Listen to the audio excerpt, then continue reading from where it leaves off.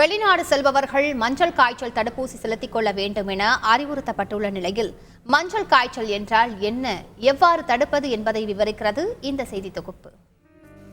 சமீப காலமாக ஆப்பிரிக்கா, தென் அமெரிக்கா உள்ளிட்ட நாடுகளில் மஞ்சள் காய்ச்சல் வேகமாக பரவி வருவதால் இதனை தடுக்க இரு நாட்டு அரசுகளும் பல கட்ட நடவடிக்கைகளை மேற்கொண்டு வருகின்றன. இப்படி பரபரக்கும் அளவிற்கு கொடியதா மஞ்சள் காய்ச்சல் என எழும் கேள்விக்கு ஆம் என்பதே மருத்துவர்களின் பதிலாக உள்ளது.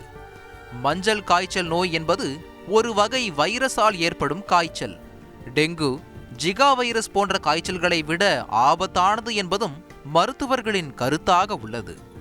டெங்குவை பரப்பும் ஏடிஎஸ் வகை கொசுக்களில் ஏடிஎஸ் ஜேசிஎஃப்டி என்ற ஒரு வகை கொசுகளால் மஞ்சள் காய்ச்சல் பரவுகிறது. இவை பொதுவாக பகல் நேரங்களில் மனிதர்களை கடிக்கும் என கூறப்படுகிறது. இந்த கொசு கடித்தால் காய்ச்சல், தலைவலி, வாந்தி, தசை வலிகள் ஏற்பட்டு இறுதியில் மஞ்சள் காமாலை ஏற்படும் என மருத்துவர்கள் கூறுகின்றனர்.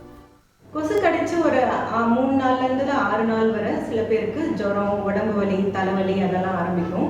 சில பேருக்கு மட்டும் அது சிவியரான 2வது ஸ்டேஜுக்கு போகும். அந்த டைம்ல தான் கல்லீரல், கிட்னி அதெல்லாம் பாதிக்க ஆரம்பிக்கும். அந்த டைம்ல உங்களுக்கு கடுமையான மஞ்சள் காமாலை தோன்றும். அதனால இந்த நோயோட பேரே மஞ்சள் காய்ச்சல்.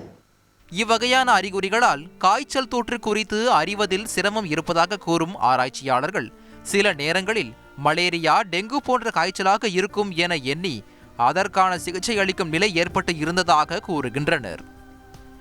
மேலும் காய்ச்சலின் அறிகுறிகளின் அடிப்படையில் சிகிச்சை அளிப்பதாக கூறும் மருத்துவர்கள் மருத்துவ ரீதியில் தடுப்பூசி மட்டுமே இந்த நோயை தடுப்பதற்கான ஒரே வழி என கூறுகின்றனர். இதுக்கு பெருசா ஆன்டிவைரல் ட்ரக்னு எதுவும் கிடையாது.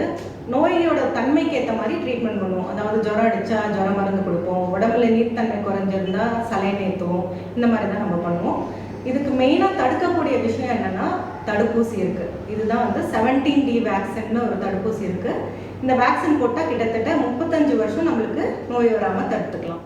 இதன் காரணமாகவே வெளிநாடு செல்பவர்கள் மஞ்சள் காய்ச்சலை தடுக்கும் தடுப்பூசி செலுத்திக் கொள்ள வேண்டுமென அறிவுறுத்தப்பட்டுள்ளது.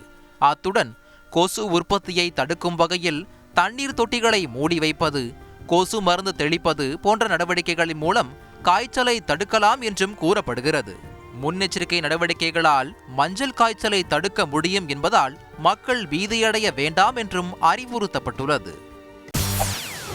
செய்திகளை உடனுக்குடன் தெரிந்து கொள்ள உடனே சப்ஸ்கிரைப் பண்ணுங்க.